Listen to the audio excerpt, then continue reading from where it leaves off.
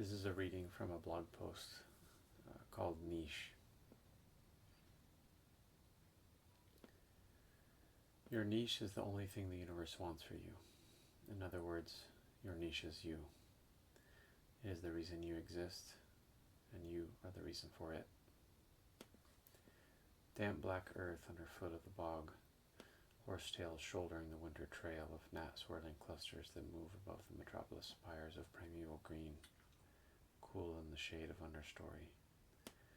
Calm, easy walking goes the trail. A walking from knowing a trail like a clock knows that each tick is really just its arms gliding around in a circle. Blue patchwork sky above, visible below the limbs of a fallen fir tree that fell the trail a few winters back in a mountain rainstorm. Sometimes a business card is there, stuck in the end of the soft decaying log, the paper corner poked between two layers of its young life, now soft and mushy. Other cards have also been found, each different and from somewhere else. On them is often written encouragement for overcoming caffeine addiction, overcoming a race with no end. They are left around for the wayward commuter of these parts, like a mini self-help book, if one could only find a moment to take a walk in the forest. The latest one was a plain white card with bare-handed sails between a pair of asterisks. Each subsequent line started with an asterisk but did not end in one. One line had no asterisk at all. The asterisk is a sort of ambiguous symbol. Use it how you like. It is literally a pictograph, meaning little star in ancient Greek. The card continues with buying and selling service and help, Bay Area, California, and coast. Call anytime. Please phone. I met the author of these cards years before I bought a pile of second-hand semi-antique fire bricks, referred to me by my friend who had seen an ad online. The bricks were collected from various job sites over the hill, hauled over one load at a time in a small blue sedan. When I found them, the bricks were piled in a gigantic pyramidal heap in a backyard, and they seemed at home there, behind a house made with other bricks laid down there years before by a local, known by some as Limey. Limey was a regular on my street growing up. Nearly every morning before school, I would see him heading downtown, walking there from the whimsical fairy-like house where he lived. Past our house he went, to the bar, or to wherever else he needed to go. He always carried his coffee cup in his mornings, held in tight and tucked against his chest as he walked, filled with coffee or whatever else he needed in the cold mornings to warm his beanie-capped head. Though I think he might have been recovery from the sauce, so in that case the brew would have been berries alone.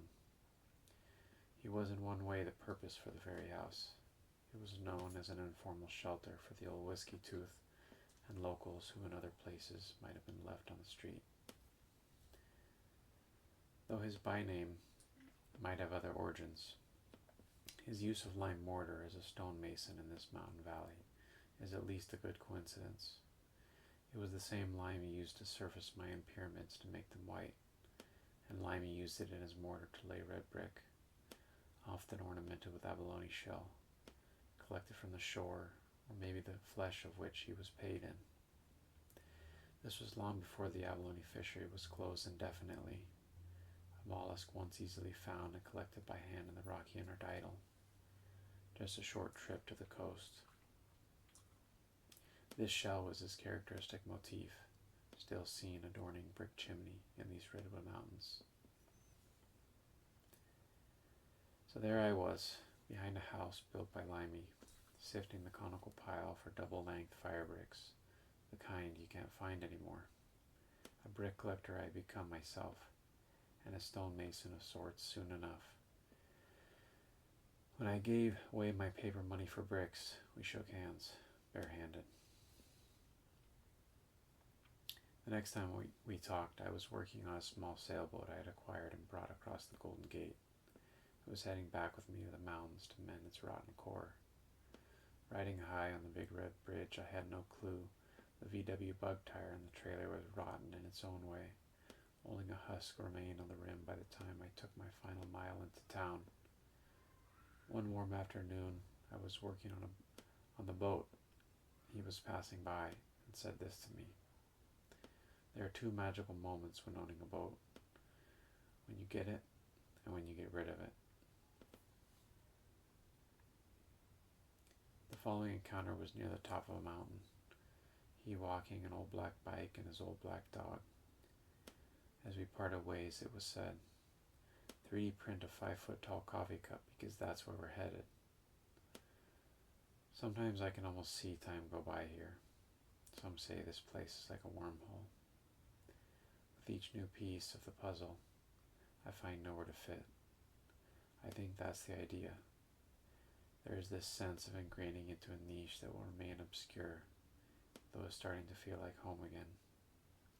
And I think it's bigger than this one place. It could make sense in other ways, in other towns.